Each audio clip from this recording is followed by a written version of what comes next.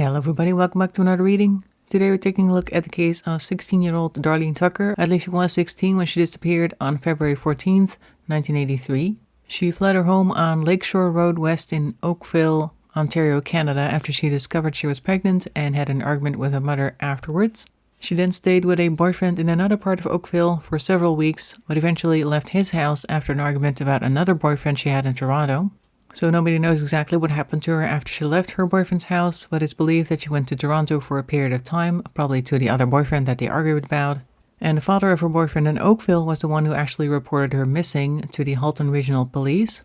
Now, she went missing 6 months before another person named Jan Stonehouse, or Janicina Stonehouse, who was also a friend of Darlene's, I believe also 16 years old and also pregnant. In the months following Darlene's disappearance, she made several calls to her mother from a payphone in Huntsville, Ontario. Then in 1985, Darlene was spotted working as a waitress in Toronto, and during that year she turned 18, so the trust fund that was there for her would have been available for her to claim, but she never actually collected the money from the trust. Then in 1987, there was a confirmed sighting of both Darlene and Jan together in Halliburton area, or in Huntsville depending on the source. And her family has a vacation trailer in the Halliburton area, so potentially she may have been heading out there. Though this was the last confirmed sighting of either Darlene or Jan, and despite many tips over the years, investigators have never been able to locate them, or at the very least confirm their safety. So even though they took 6 months to follow each other, I suppose, they did at least meet each other a couple of times, at least one confirmed sighting. Though the person who submitted the case only really submitted for Darlene Tucker, so I'm going to mainly focus on Darlene. Though obviously if you see anything in there that looks as though Janicina was there as well, we'll make note of that too, of course. So we're going to take a look at this case using the tarot, and we're going to start off with the Santa Muerte deck, which is already on the table. And for any further questions, moving on to the Hush Tarot deck, which is this one. So as per usual, I'm going to start shuffling the deck. As soon as I have about a table full of cards, we're going to stop and take a look. So without much further ado, let's get started.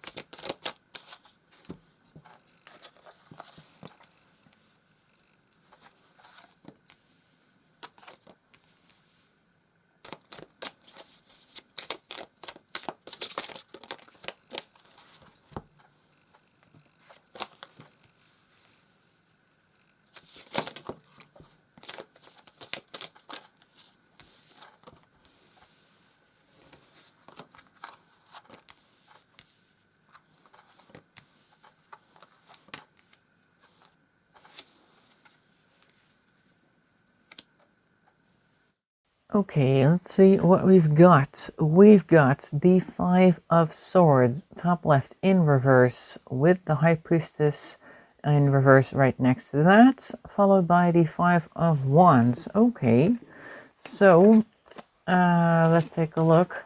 Five of Swords is kind of like an argument. It could be with yourself, could be something that's going on inside of you. Maybe you've got like some type of idea or some type of recurring thoughts, or something is happening that is causing for some internal strife or chaos. And we have the High Priestess in reverse next to that. So there is certain information that is missing, a certain insight that we do not have. Could be that she is with the, oh, it's Five of Wands. Did I say Three of Wands? I think I said three, but it's five. So Five of Wands is also a struggle.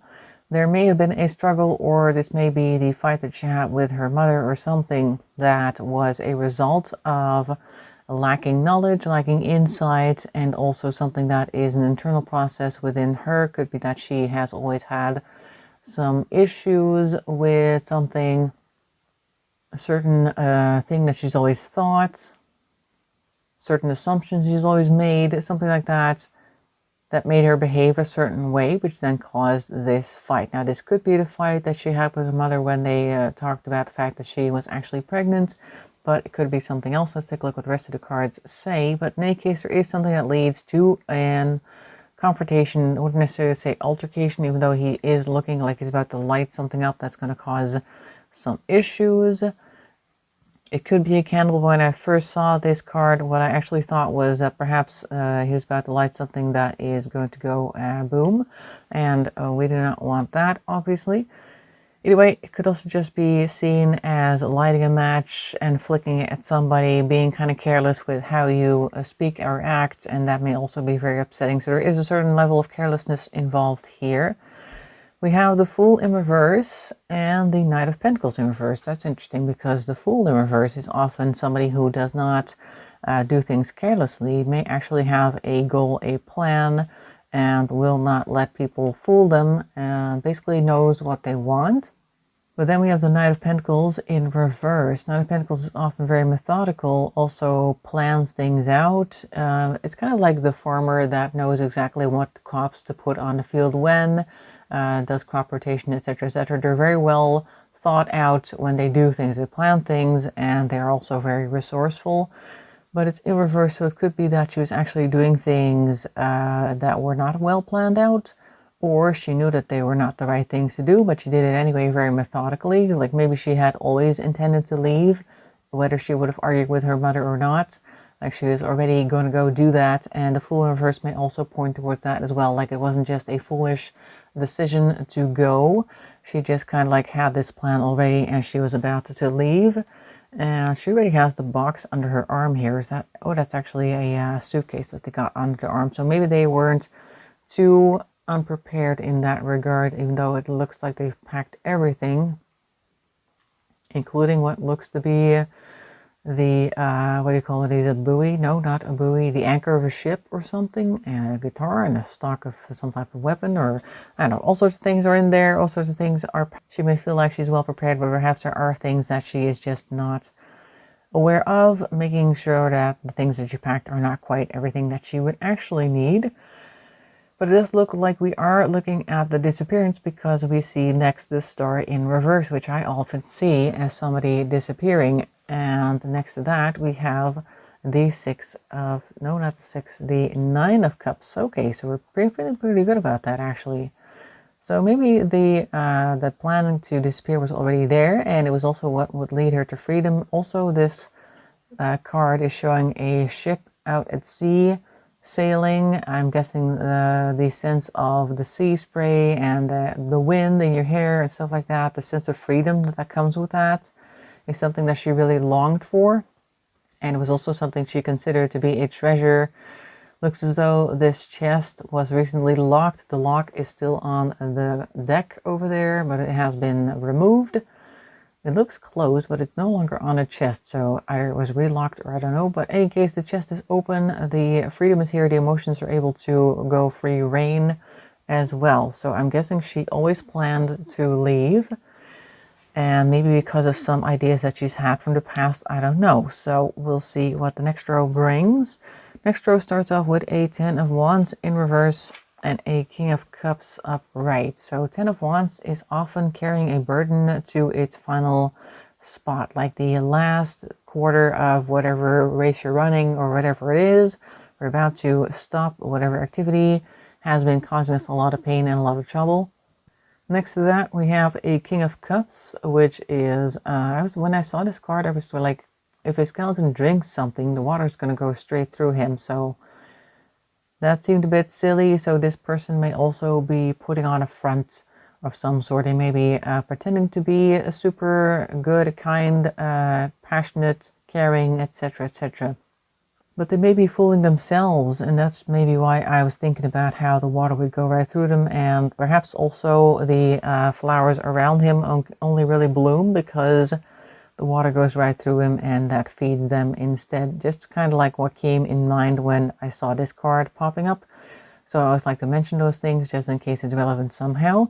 Either way, we see the same heart that we saw on the chest over here. So it could be that they were so happy to be out there because they could meet up with this King of Cups and start something good with them and let go of their burden there as well. These two came in last. I'm going to put them down here so we can take a look at these first. Seven of Wands in reverse, so we are no longer really being challenged here. And we have the Eight of Swords. Okay, so the challenge may not be here, but we do see that we are stuck in some type of mindset that's causing a lot of chaos as well. I've actually never seen this Eight of Swords. Interesting that we get this here. They appear to be trying to fight off a storm, which is obviously not going to happen. Within the storm, I do see a big skull, which may or may not be real. Could be that they are fighting a foe which is only really in their mind, something that they cannot fight, which is maybe also why they had that fight with their boyfriend there in that first location. So it's something that she cannot escape physically because it's inside of her mind. She could potentially just stop thinking those thoughts and maybe reroute them to something more positive. But she seems incapable, or at the very least unwilling to do that. Followed by the Five of Cups, which is crying over spilled milk. But also over here there is the, I'm guessing, the maze, which is being represented as well by the Eight of Swords. The maze inside of her mind, this is what she is trying to fight her way out of. And even here, it's a fairly straightforward maze. You can't really get lost either. So it just kind of feels like it's a really big, complicated thing, but it's actually very simple. And it kind of reminds me of how when somebody has a lot of emotions around a certain topic and they say something like, I have so many questions, but really the only question you have is why? And there's just a lot of pressure and emotions surrounding that one question, making it seem like a lot. So maybe this is also a similar situation. There's just a lot of buildup in her mind. And she, if you really were to take a moment and step back, analyze what's going on, she may find that it's actually a lot simpler than it is perhaps portrayed in her mind. Then we have the Emperor and the Two of Swords. Okay. So a father figure comes in and is maybe giving them an ultimatum. This could be the father of the boyfriend. It could be the boyfriend himself who's saying, because they apparently fought about a boyfriend in Toronto, like, hey, you need to choose, right? It's either me or it's them. And they really take this position. And also we see that they are armed over here. Mostly the Emperor in most decks does not have a gun. So maybe they also like made the ultimatum extra sharp. Like, I rule here, I'm holding the scepter, I sit on the throne, I also have the goods in the background. And if you do not make the right choice, all of that's going to be locked away from you.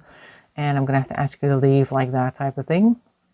And one of their legs appear to be an anchor. Right there, see? Which is also what the Fool was packing over here. It's interesting. Kind of reminds me of the old ball and chain expression, perhaps. Maybe she thought that maybe this person was going to be the forever person to be with. And then they put up some demands, and perhaps she did not want to meet those demands, but it did give her some pause. Like, it wasn't an immediate choice to leave. She had to think about it with this Two of Swords. All right, then we have these two at the bottom here. We have the World, which is upright, and the Queen of Cups in reverse. Okay, so the World, in this case, also represented by death and a hourglass, and a bunch of people in the background as well. Some of them are actually like flesh and bone people. Normally, you only really see these skulls, but if you look at the blue and the red, those are actually like people with flesh on their bones still. So that's interesting. Like, there may be a mix of people looking at things. May represent several people looking for her. And I'm wondering if death in this card is representing Darlene, and she's just kind of like turning the hourglass and determining when she is available to whomever, because next card that we see is the Queen of Cups in reverse. And I think that is also pointing towards some type of manipulation, also kind of like timing people's time with her, and she determines when the hourglass is spun around, so the new timer starts for the new person, which is also playing with their heartstrings. So she may be running around at this point and basically just going whenever or wherever she feels like. Whenever the time is up, she leaves to the next person or the next place, which of course is playing with people's hearts, and that's why the Queen of Cups is in reverse. Let's grab the Hush Tarot to see what's happening, because I'm thinking at this point she has made her choice and she is now off around the world. This is where she leaves for potentially the boyfriend in Toronto. We don't know. Well, let's see what the Hush Tarot has to say about that. Whoop, a lot apparently, because quite a lot just fell. We can't take all of them, but this one is upright. We'll take you, and I'll shuffle this bunch. Those two. Okay.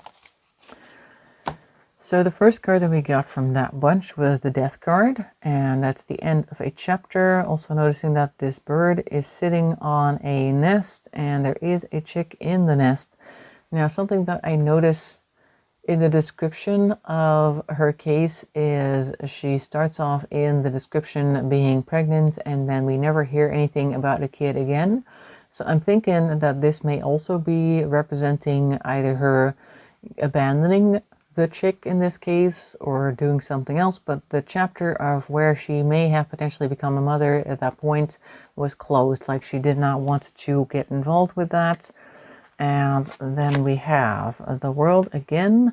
She does appear very visible, so maybe she's not even hiding, she's just doing her thing. And over here we also have, this is the Four of Pentacles in reverse. Okay, so we're not being very good with our finances. Looking at the grass over here as well, those appear to be ribs. So maybe she also has some issues with paying for things, getting by. Maybe things aren't as simple as she thought they would be. She may have some issues balancing the checkbook, etc., etc. So that may lead her to making decisions that perhaps do not seem like a good idea, but she does need to pay her bills, etc. But she is not particularly hiding anything over there with the World upright again, because we had the World upright here as well. So she's definitely not hiding, or she's not doing a very good job at hiding. I think she's just kind of living her life, and whether or not they find her may not even really be a concern for her. She's just doing her thing. So maybe she also didn't expect people to come after her or something like that. We have the Four of Cups, so she's having a good time there. At least in this instance she is. Maybe having a good time in the area, or just living her life. We are actually actually putting it on top of the Fool over there. That may also just be a freedom thing.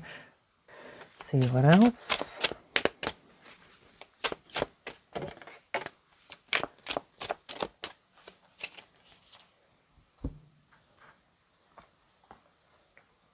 The Ten of Wands. So again, we have a burden to carry. All right, that's interesting, because initially we had like freedom and harmony over here, but now we are carrying a burden. So maybe now things are starting to catch up with her. Like, maybe things aren't as easy or as carefree as she had hoped initially. I did notice as well that the roll over here has a whole bunch of trees along the outside, so maybe this is also referencing that she may have been going to different forested areas to hang out. But things are starting to get a little heavier over here with the Ten of Wands. She's got some type of burden, but it is a cute burden. If you look, that's like a kitten, so most people would probably bear that. Okay, we have the Six of Swords. She may be carried from place to place, perhaps against her will. Also realizing she doesn't have much choice. She may be making friends with people whom would not be deemed great, respectable company, but she tolerates them, or they tolerate her. Just looking at the piranhas there, who don't appear to be particularly vicious. They are the ones propping up the boat. but she doesn't have any choice other than to stay in that boat with the piranhas at that time. We have the Knight of Wands in reverse. All right, so maybe we're doing some quick things here that are not well thought out. Could be that she regularly fights with people as well, does things that are risky, something along those lines. Move them up so I can put you over here. That may lead her into further trouble.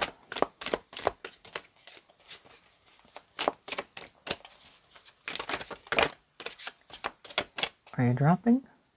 No? Alright. Going back in then. This is actually a lot of cards. But okay, I do want to take all of them, so let's take a look what we got. We've got the 6. Oh, that is the Lovers. I was going to say 6 or something, but this is the Lovers. So she may now be part of some group, or maybe she's found somebody to be with. This could also be in reference in how both girls were actually seen together. Jan was there as well at some point in 87, I believe. She may be part of a group that has a similar lifestyle to them. And then the 8 of Swords, so we cannot escape from that. Again, we had the 8 of Swords here as well. So whatever was trapping her back then is still here.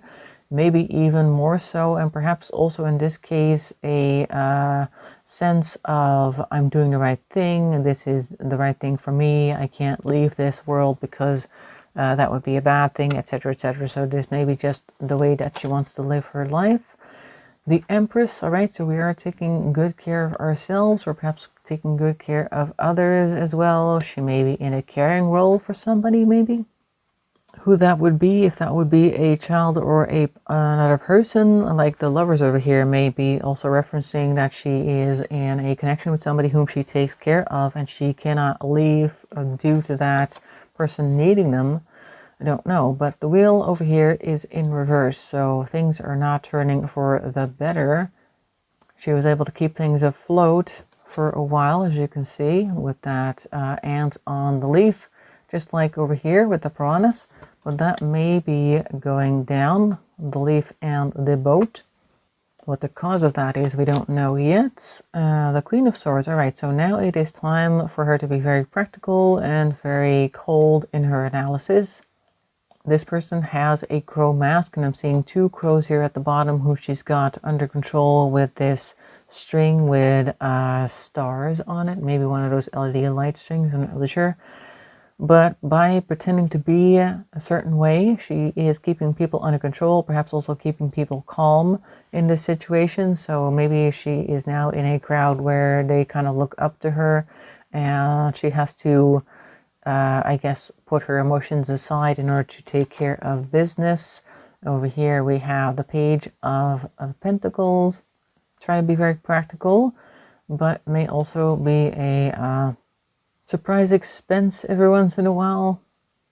Trying to be practical with her resources. Once again, we have a mask, and the way she's got her fingers right by her eyes makes me wonder if she also has to make sure not to be seen to be very emotional, like maybe she is trying to prevent tears. Well, the tears usually start by the middle, but it kind of has a drying your eyes vibe to it. And then over here, the Devil. All right, so there is definitely some type of connection, something keeping her there that is not positive, which is interesting. And again, we have a mask. We have 3 cards in a row now with a mask, so she really has to pretend to be somebody else. And she is at this point in a situation where she can't leave anyway because of this tie, and the Devil ties people down. But once again, there is a key in the lock down here, so she could potentially walk away. But since we already had the 8 of Swords earlier, that shows that she just chooses not to because of whatever reasons. There are reasons that she feels that she cannot leave this situation. So I'm guessing that's where she kind of ended up. But now I want to go to the Centimeter deck to see if we'll ever find her, if she's going to reveal herself, if we're going to learn more about this case. So let's see what we can get.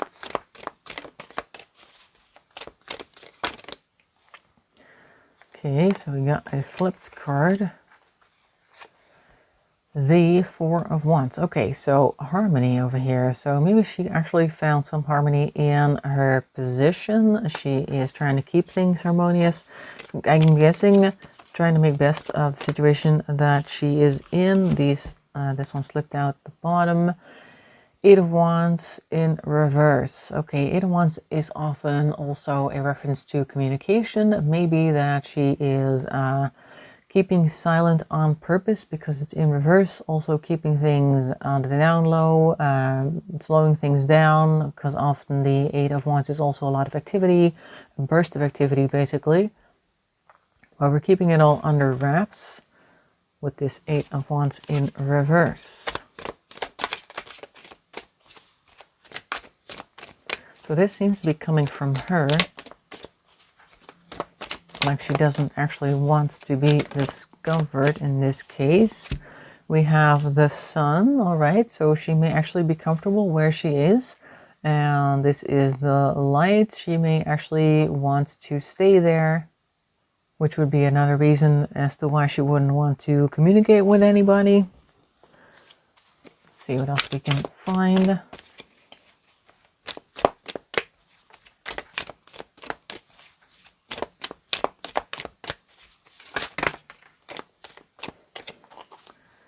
Okay, this is a rather large stack.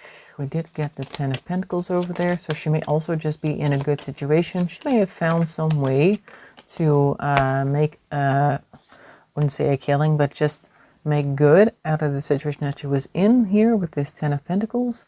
And then we have here the Lovers again. So there is just this connection there that she does not want to leave. And she will not abandon them. We have Strength in reverse. She just can't. She doesn't have the heart to leave, I think. Whoever this is, whoever she's tied down to, I think they both don't want to evacuate the situation, so to speak. Because the key is within reach. He is looking at it, but they're both just kind of holding on to this lock like, okay, that is the most precious thing ever. And they do not want to abandon that. Then we have the Seven of Cups. We don't really want to wish for anything, or we don't have anything else to wish for. There's a lot of references to this heart. There's so many of these cards with a heart on it that I've drawn for her, so there is just something there that is close to her heart, near and dear to her heart. She does not want to leave it. Could be another person, could be several people. Either way, she is not going anywhere. We have the Four of Cups. Yeah, Four of Cups normally would be like, I don't really like any of my choices. And in this case, I'm thinking the choices that she might be avoiding would also cool the heart down. Because you can see that the heart again is in this card, but it's in a pool of water, which is like an emotion thing. Could be that if she were to give up and go back, then it would cause a lot of grief and a lot of things to cool down. And this is also interesting that I'm looking at this thing over here, which is similar to the tent that we had over here. This one's red. It kind of reminds me of the Four of Wands in the sense that it's got the little tent with the four posts, and normally that would be a happy place. You can see that there's a guitar back there and the mariachi hat. So I'm guessing that they would normally have like the festivals and such under this little gazebo type thing, but due to a bad choice, they are now looking at a broken heart on the ground. But that's when she would make that choice. Instead, we get it in reverse. So I'm thinking that she's purposely not making the decision to go back because that would break people's hearts, or at the very least, it would be a very bad thing emotionally. That is the row done, and that is what I'm seeing for Darlene Tucker. I hope you found that interesting. Make sure to leave a like and a comment. That really helps the channel along, or a dislike if you want to dislike it. That's also an option. If you want to subscribe to the channel, that would be even more appreciated. In any case, I hope to see you in the next video. Thanks for watching, and bye-bye for now.